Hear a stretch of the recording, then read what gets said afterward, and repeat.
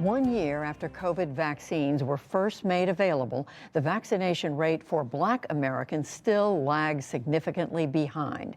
In this report, co-produced with the NewsHour, Kaiser Health News correspondent Sarah Varney looks at the hard process of changing minds. Each morning after Anthony Williams opens his barbershop in Hartford, Connecticut, he gladly offers a steady stream of opinion with his haircuts. You know, they say having kids is like having a best friend with no money.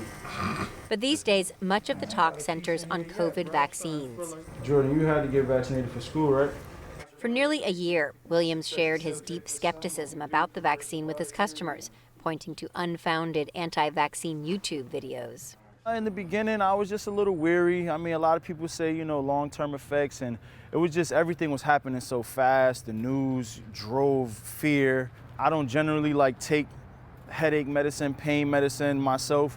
So it was the unknown for me. The same position that we were in. Right. Williams and his wife Anika run a local juice bar and have 5 children.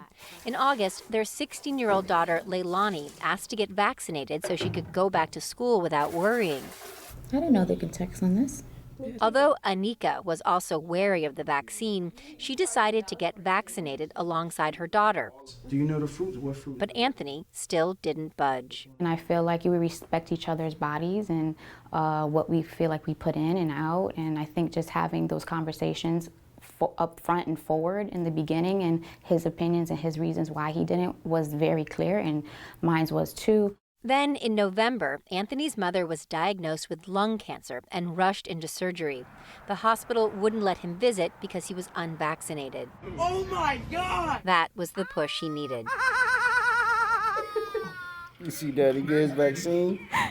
That was my first time, COVID smacked me in the face, haha, you can't go see your mom.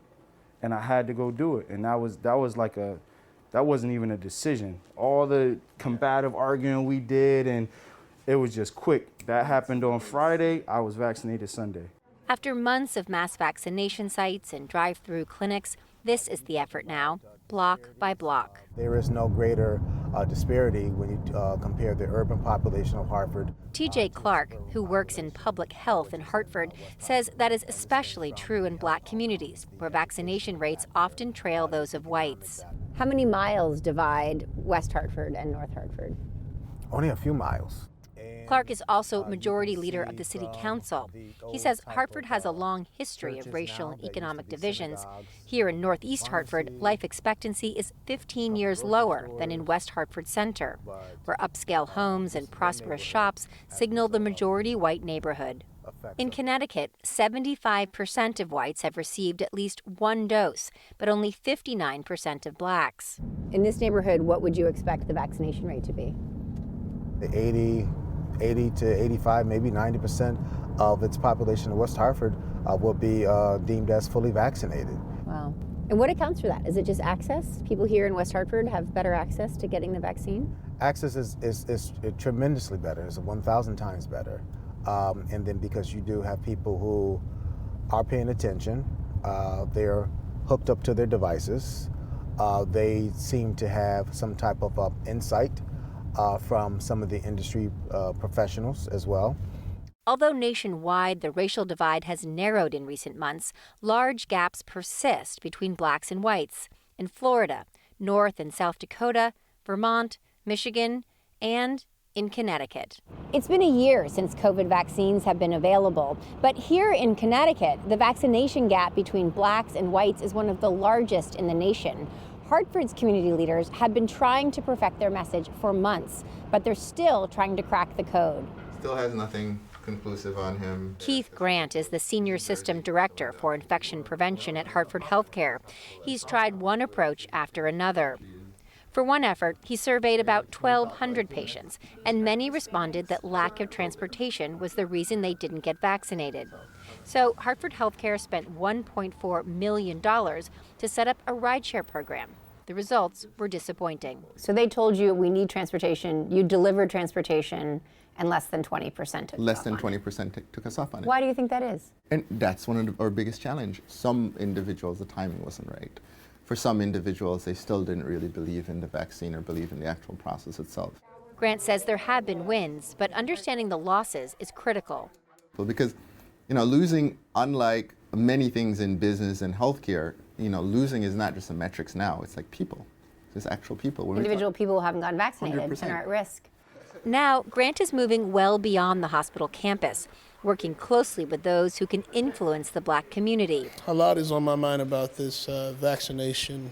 That includes pastors Michael Bailey and Leroy Bailey III at the First Cathedral, one of the largest Black churches in the area, and Brandon McGee, a Democratic state representative.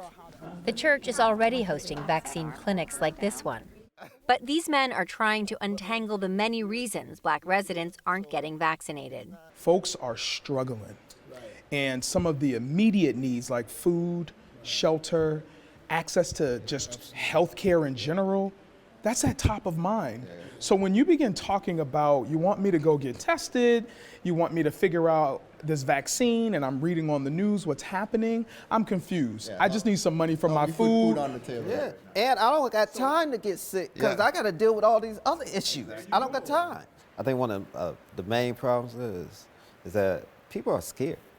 That's real. How do we get fear out of people? And I think that's an issue, especially in our community. We didn't hear from you.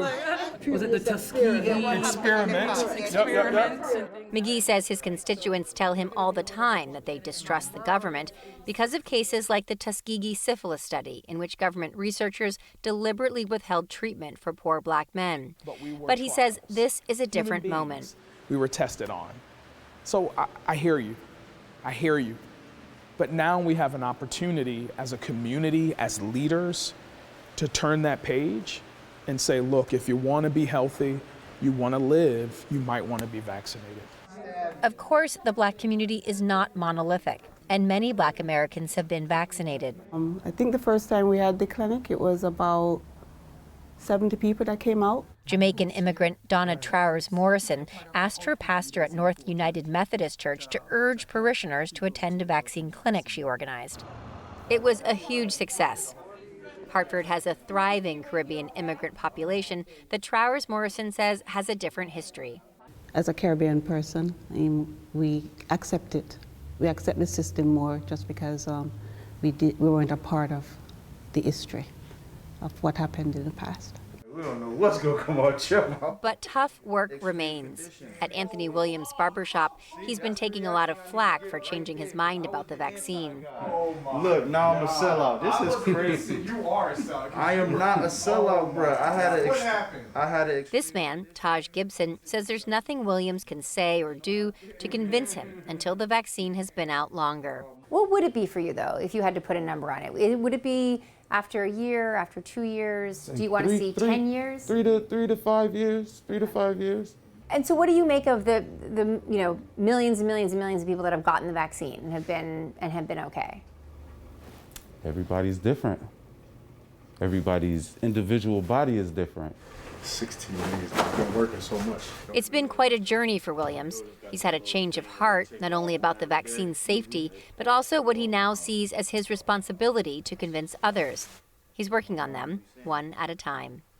For the PBS NewsHour and Kaiser Health News, I'm Sarah Varney in Hartford, Connecticut.